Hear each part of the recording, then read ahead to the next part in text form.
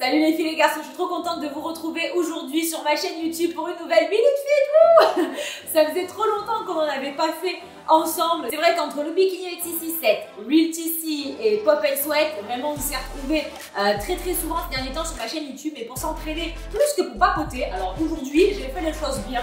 J'ai préparé mon petit thé, café d'ailleurs, ça commence bien. Remarquez que je l'ai bien entamé d'ailleurs avant cette vidéo, parce que j'ai vraiment envie d'être à l'aise aujourd'hui avec vous, parce qu'on va papoter d'un sujet vraiment qui vous a énormément intéressé ces derniers temps. J'ai reçu je ne sais combien de questions à ce sujet, et le sujet en question c'est comment j'ai fait pour sécher cette année. Donc vous le savez, chaque année avant l'été, je sèche un petit peu et je vous fais une vidéo sur le sujet.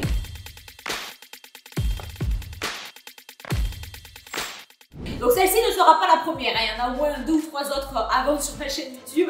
Mais cette fois-ci, j'ai décidé de l'aborder un petit peu différemment sous forme de FAQ pour vous dire la vérité, toute la vérité sur ce qui marche pour moi, sur ce qui fonctionne pour moi et qui peut-être peut vous aider vous à mieux comprendre votre corps, votre métabolisme, etc. Donc évidemment, tout le monde est différent. C'est pas parce que cette méthode fonctionne à la perfection sur moi qu'elle va fonctionner à la perfection sur vous, mais ça peut être des pistes de réflexion en tout cas et des conseils qui peuvent vous mener vers un mode de vie un peu plus sain, un peu plus équilibré, etc. Donc je vous propose de commencer dès à présent. Alors la première question, c'est Amandine qui me la pose et pour moi elle était vraiment très intéressante. Est-ce que tu te sens bien dans cette nouvelle shape? Donc je tenais vraiment à y répondre tout simplement parce que la réponse est oui. Je me sens bien dans cette shape entre guillemets d'été, mais je me sens tout aussi bien dans ma shape d'hiver. Donc pourquoi je vais décrocher? Parce qu'il n'y a pas une énorme différence. Franchement, mon histoire de sèche, c'est pas genre je perds pas 10 kilos, loin de là. Je ne me pèse même pas d'ailleurs régulièrement, donc je peux pas forcément vous dire si j'ai perdu 1 ou 2 kilos. Peut-être même que j'en ai perdu aucun, puisque finalement la différence qui se voit physiquement, elle se voit pas toujours sur la balance. Mais voilà, je tenais vraiment à insister là-dessus. On peut aimer être un petit peu plus fit à l'approche de l'été, ça ne veut pas forcément dire qu'on est mal dans sa peau l'hiver quand on l'est un petit peu moins. Et ça, c'est vraiment, je pense, ce que je voulais mettre en lumière, c'est vraiment avoir une approche saine de votre corps. On a le droit aussi de vouloir se sentir un petit peu plus fit à certaines périodes de sa vie. Si voilà, on va se marier, si on a un shooting pour je ne sais quelle raison, l'été tout simplement parce qu'on a envie de se sentir au top dans son maillot de bain, et ça veut pas dire qu'on est forcément mal dans sa peau quand on l'est moins. Donc ça, c'est vraiment très important. Moi, l'hiver, clairement, je suis un petit peu moins assidue sur tout ce qui va être cardio, etc. Donc c'est vrai que je suis un petit peu moins sèche, mais ça ne me pose aucun problème. Deuxième question de Cam qui me demande en combien de temps j'ai eu ces résultats. Alors la question elle est à la fois très simple et très compliquée. C'est-à-dire que moi j'ai commencé le fitness de manière très légère. Oh ça rajeunit pas tout ça. J'avais 16 ans. Oh, ça doit faire 14 ans en fait. Ça fait 5 ans que je reste bloquée à dire que ça fait 10 ans que j'ai commencé le fitness. Bref, bon, j'ai vraiment commencé, disons, très légèrement. C'était pas genre j'y allais 5 fois par semaine, très loin de là, j'y allais 1 ou 2 fois. Vraiment, je découvrais un petit peu ce milieu. Et on va dire que ça fait 5-6 ans que je suis vraiment assidue, que je pratique plus de 4 fois par semaine, 5 ou 6 en moyenne. Donc vous voyez, c'est vraiment un travail de longue haleine, de fond. On n'a pas des résultats du jour au lendemain. Si vous venez de commencer le fitness, même si ça fait 1 an depuis le confinement, dites-vous que le chemin est encore long et c'est normal. On ne change pas 20 ans ou 30 ans de mauvaises habitudes en 6 mois. Ça, c'est tout simplement impossible. En revanche, en ce qui concerne la sèche, alors vraiment par contre, petite parenthèse, je vais employer le mot sèche dans cette vidéo afin que voilà, on sache de quoi on parle, mais ce n'est en rien une sèche au sens strict du terme. C'est juste que voilà, j'ai un petit peu séché, mais ça n'a rien à voir avec une sèche traditionnelle, c'est vraiment important. Ça prend, pour moi ça m'a pris 1 mois ou 2, voilà, à vraiment un petit peu sécher les graisses, mais ça pour le coup, étant donné que j'en avais quand même très peu à perdre, c'est allé très vite. Justement, la question de Maë, est-ce que tu as beaucoup de variations au niveau de ton poids et de ta shape? Alors non, c'est des variations qui sont très légères. Au niveau de mon poids, cette année, je ne me suis pas pesée, donc je ne pourrais pas forcément vous dire exactement combien j'ai perdu, mais c'est maximum 3 kilos quoi, les années précédentes. Et encore là, cette année, je pense que c'est moins que ça parce que pour le coup, il y avait une variation qui était minime par rapport aux années précédentes. Et concernant la shape, oui et non, c'est une différence qui est toute petite dans le sens où voilà, il suffit juste que je perde un tout petit peu de graisse superflue, mais ça fait quand même relativement la diff visuellement, mais franchement, il y a vraiment une variation qui est très légère. On arrive sur la question d'Alexandra qui demande qu'est-ce que j'ai fait justement pour réussir à sécher avant l'été, et c'est là que je vais vous apporter tous mes éléments de réponse à travers cette FAQ. Alors, on commence par Elise qui a pour moi, je crois, la best question de toute cette FAQ. Alors, est-ce que le célèbre 70% alimentation, 30% sport est-il réel ou c'est une légende? Alors là, attention, je fais un disclaimer, cette réponse n'engage que moi. Pour moi, la chose qui va le plus et de très loin impacter ma shape, c'est mon activité physique et sportive. Alors après, on part quand même d'un postulat que je mange relativement équilibré au quotidien. Je fais pas non plus genre des orgies tous les jours de bouffe, hein, très clairement, sinon forcément je serais moins en shape. Mais néanmoins, pour moi, le plus important, c'est de se bouger. En fait, on peut réduire les calories au max, on peut avoir la pure alimentation équilibrée si on est extra sédentaire. Ben, votre corps il va rester pas musclé, il va brûler peu de calories parce que vous aurez un métabolisme super lent et vous aurez énormément de mal à atteindre vos résultats. Alors que en ce qui me concerne, je mange certes équilibré, mais je suis pas du tout psychopathe sur le sujet. On a une alimentation qui est extrêmement flexible. Là, je reviens d'un projet avec toute la team TSE, que vous avez suivi sur Instagram, où on a été pendant 10 jours avec Fabio, notre chef cuisinier, et franchement, il nous régale. Et je peux vous dire que de la friture et du gras et des glucides, il y en a à tire-larigot. Bon, est-ce que j'ai pris du poids? Non, tout simplement parce que j'ai un métabolisme qui est super élevé. Pourquoi? Parce que je me dépense au quotidien. Alors après, voilà, il faut que ça n'engage que moi. Moi, c'est le conseil que je vous donne. Augmentez votre activité physique avant de vouloir restreindre vos calories ou juste restreindre de trop votre alimentation. Yakitori qui demande pour perdre du gras et sécher, il vaut mieux manger moins ou faire plus de cardio. Alors pour moi, c'est entre guillemets ni l'un ni l'autre dans le sens où il ne faut pas manger moins dans tous les cas, il faut manger mieux. Si vous avez faim, ça sert à rien de vous affamer, il faut juste manger les bonnes choses. Et ensuite le cardio, ça dépend de quel cardio on parle. Faire du cardio genre du rameur ou de la course à pied ou du vélo pendant 1h30 à 2 à l'heure, ça ne sert à rien ou du moins pas grand chose. D'un point de vue santé, cardio et tout, oui, hein, je parle pas de ça, je parle vraiment des effets sur le corps. En revanche, ce qui est cardio de haute intensité, pour moi, c'est vraiment une des clés de la réussite. C'est vrai que j'en fais très régulièrement. Je vous en propose évidemment énormément sur Train Sweat It en complément de renforcement musculaire. C'est pour moi en tout cas une des choses qui aide énormément à garder son métabolisme élevé et donc une shape plus sèche. Une shape plus sèche, c'est pas facile à dire. À l'année. Et du coup, c'est vrai que les périodes où j'en fais un petit peu plus, par exemple quand on est en tournage pour vous, tout simplement quand je me fais un kiff et que je fais plus de hits, etc., je remarque effectivement un effet plus important sur mon corps. Alors, The Queen me demande est-ce que suivre Summer Sculpt suffit ou il faut faire un complément si on veut sécher? Alors ça, c'est une question qui est revenue genre énormément. Je pense que les filles de gens qui sont sur Train Sweat It ont toujours peur de ne pas faire assez. Et c'est gravissime. Summer Sculpt, c'est quand même un programme qui est sur 5 séances par semaine avec des séances qui sont ultra intenses. Pourquoi vous voulez faire plus? En fait, dans le sport, il faut vraiment comprendre qu'il ne faut pas faire plus longtemps, plus souvent, mais il faut faire surtout mieux. Ça sert à rien de vous entraîner 2 fois par jour. 5 séances par semaine, c'est tout à fait correct, c'est largement suffisant. Si vous vous donnez à fond sur vos séances, que vous êtes vraiment assidu, que vous ne les sautez pas un jour sur 2, que vous utilisez les charges qui sont adaptées tout simplement à vos capacités, c'est largement suffisant pour vous faire progresser et c'est le programme que je suis en ce moment. Tu fais seulement les programmes ou de la salle en plus? C'est Salomé qui me demande. Donc justement, je rebondis un peu sur la question précédente, ça dépend. Il y a des périodes quand ce sont des programmes qui ne correspondent pas, par exemple dans le cadre de Soft & Pilates qui est notre programme débutant, là c'est vrai que je ne le suivais pas tout simplement parce qu'il n'est pas de mon niveau. En revanche, dès lors qu'il y a des programmes qui sont adaptés à mon niveau, comme ça a été le cas de Body Power, de Cardioist, de Summer Sculpt, je ne fais que ces programmes-là quasiment, on va dire, ou presque. Je les suis vraiment assidûment avec vous. Bon, il y a des jours forcément avec mes contraintes professionnelles ou autres, je peux sauter une séance, je ne m'en cache pas. Il y a d'autres fois, c'est vrai que ça peut m'arriver d'en rajouter une, par exemple le week-end. Si Tini s'entraîne, ça me chauffe et allez, vas-y, je vais faire une petite séance en plus le dimanche ou le samedi. Ou voilà, je peux vraiment modifier de manière très ponctuelle la programmation, mais à 90%, c'est le programme que je suis. Par contre, chose qui est importante, je le suis avec les charges qui sont adaptés à mes capacités.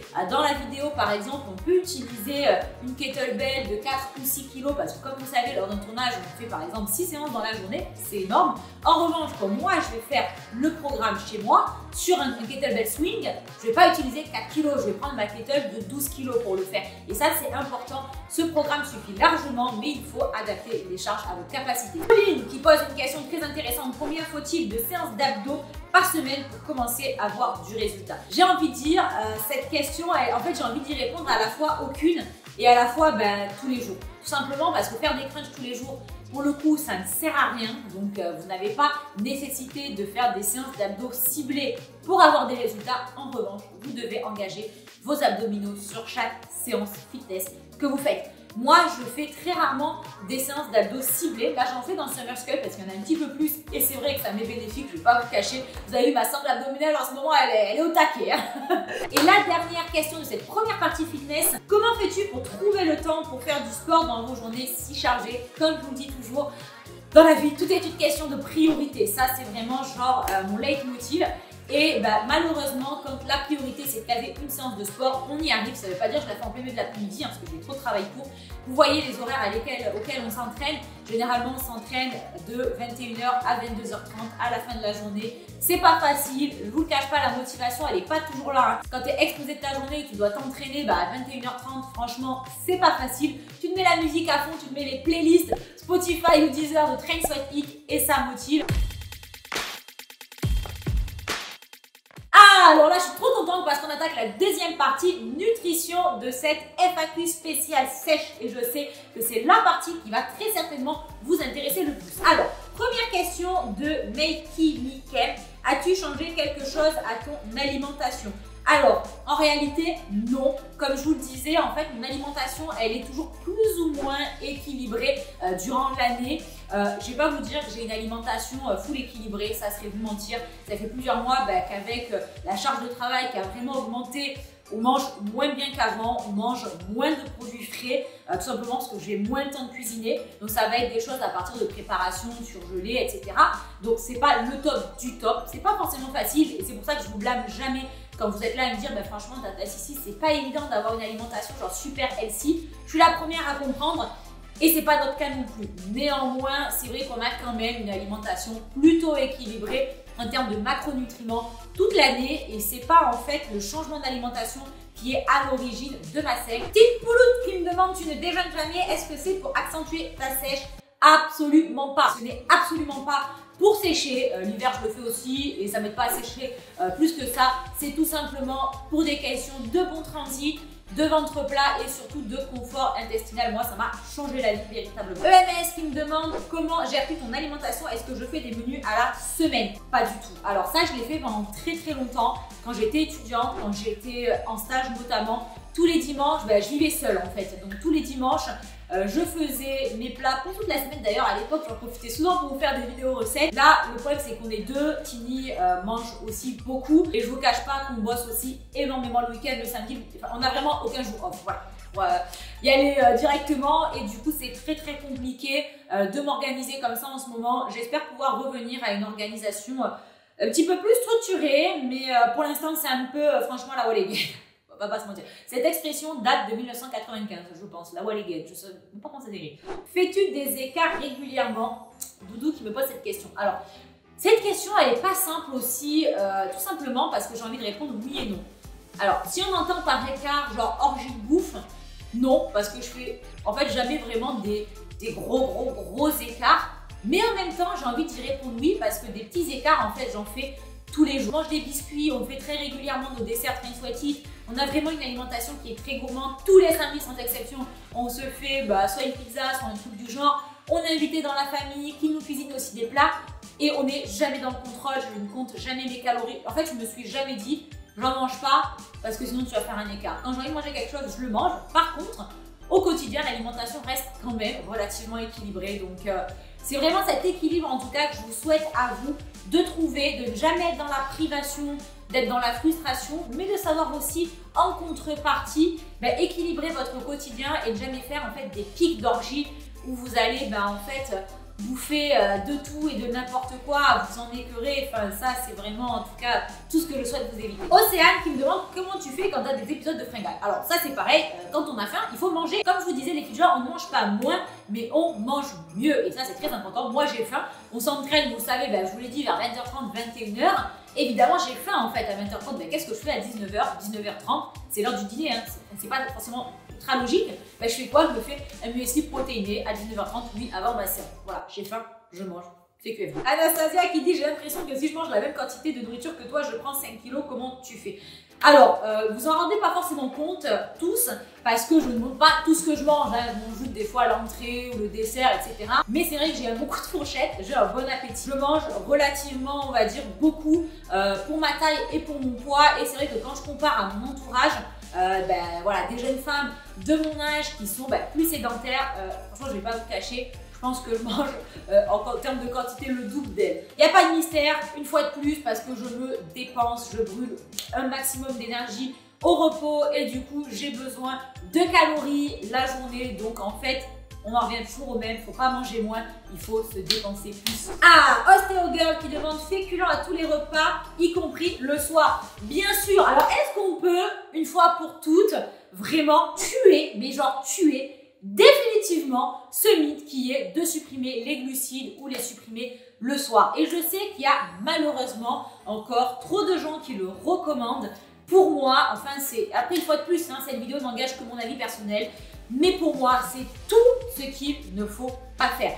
Avec Tini, on mange des glucides, on en mange énormément et on en mange tous les soirs, même en période de sèche, je conserve des glucides. Ce qui va compter de toute façon, c'est le nombre de calories que vous avalez par rapport au nombre de calories que vous dépensez. Et éliminer les glucides, ça va juste vous affamer, ça va faire que vous allez manger plus, ça va faire que vous allez être frustré et ça va surtout pas faire que vous allez sécher sur le long terme. Donc par pitié, arrêtez une bonne fois pour toutes de supprimer les glucides. Quel régime alimentaire? Mimi me demande, apport supplémentaire en protéines. Alors comme vous le savez, j'ai un régime alimentaire végétarien depuis bientôt 10 ans déjà.